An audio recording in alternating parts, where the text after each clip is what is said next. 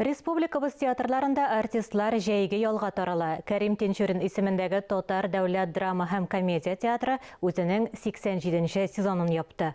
Толырак хәбәрчеләребез язмасында.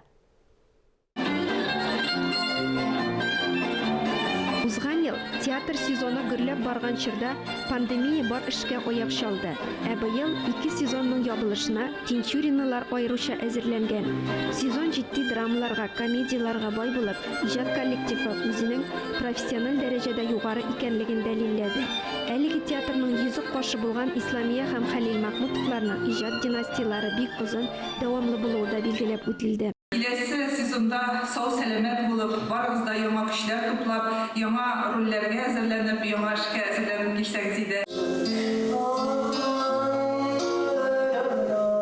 Татарстан Республикасы Кәрим Тинчурин исемендәге дәүләт театры үз дәрәҗәсен, югары дәрәҗәсен төшермәде һәм тагын да югарырак дәрәҗәгә иреште. Шуның өчен сезгә Мәдәният министрлыгы исеменнән бик зур рәхмәт белдерәм. Быелгы сезонда театр 5 премьера тәкъдим итте. Алар полиционер, сәйдәш йокысызлык, утка очкан күбәләктәй, шахмат, галәм-әгълам. Bütün spektakller bizning türlü.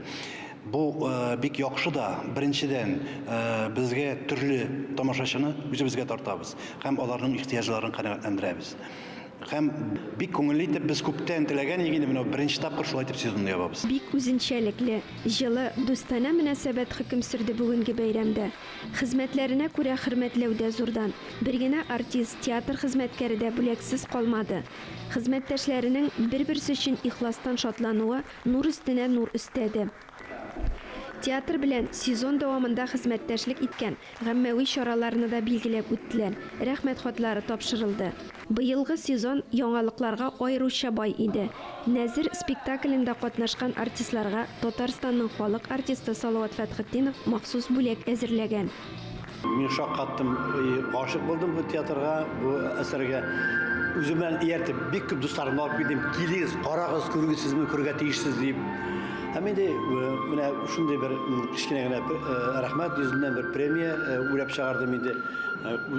Тинчурин театрындагы үземә иң ошаган тамаша, спектакль ул Нәзир спектакле һәм аның анда уйнаган артистлар берсеннән берсе шәп, Рөстәм, Ирек, Гөлчәчәк, Зөлфия.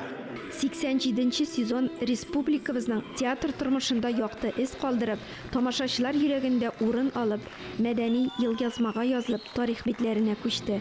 Ләлә Зайнуллина, Ирек Хәмидуллин, Татарстан яңалыклары.